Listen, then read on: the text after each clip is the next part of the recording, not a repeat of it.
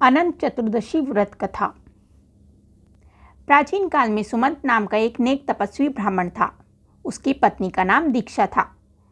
उसकी एक बहुत सुंदर, धर्मपरायण तथा ज्योतिर्मय कन्या थी जिसका नाम सुशीला था। सुशीला जब बड़ी हुई तो उसकी माँ दीक्षा की मृत्यु हो गई। पत्नी के मरने के बाद सुमंत ने कर्कशा नामक स्त्री से दूसरा विवाह कर लिया।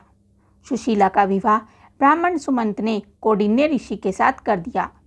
विदाई में कुछ देने की बात पर कर्कशा ने दामाद को कुछ ईंटें और पत्थरों के टुकड़े बांधकर दे दिए। कौंडिन्य ऋषि दुखी होकर अपनी पत्नी को लेकर अपने आश्रम की ओर चल दिए, लेकिन रास्ते में ही रात हो गई। वे नदी तट पर संध्या करने लगे। सुशीला ने देखा वहां पर बहुत सी स्त्रियां सुंदर वस्त्र धारण कर किसी देवता की पूजा कर रही थी। सुशीला के पूछने पर उन्होंने विधि पूर्वक अनंत व्रत की महत्ता बताई। सुशीला ने वही उस व्रत का अनुष्ठान किया और 14 गांठों वाला डोरा हाथ में बांधकर ऋषि कौंडिन्य के पास आ गई। कौंडिन्य ने सुशीला से डोरे के बारे में पूछा तो उसने सारी बात बता दी। उन्होंने डोरे को तोड़कर अग्नि में डाल दिया। इससे भगवान अनंत जी का अपमान हुआ। परिणाम स्वरूप ऋषि कौंडिन्य दुखी रहने लगे। उनकी सारी संपत्ति नष्ट हो गई। इस दरिद्रता का उन्होंने अपनी पत्नी से कारण पूछा तो सुशीला ने अनंत भगवान का डोरा जलाने की बात कही। पश्चाताप करते हुए ऋषि कौंडिन्य अनंत डोरे की प्राप्ति के लिए वन में चले गए।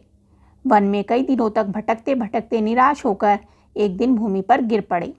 तब अनंत भगवान प्रकट होकर बोले, हे कौंडिन्य, तुमने मेरा तिरस्कार किया था, उसी से तुम्हें इतना कष्ट भोगना पड़ा।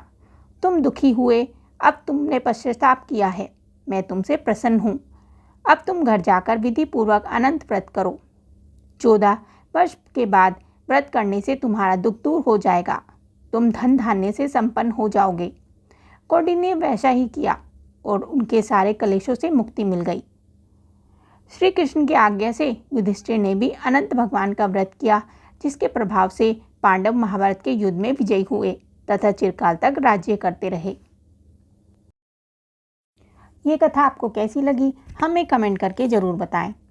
साथ ही वीडियो को लाइक करें और चैनल को सब्सक्राइब करें। धन्यवाद।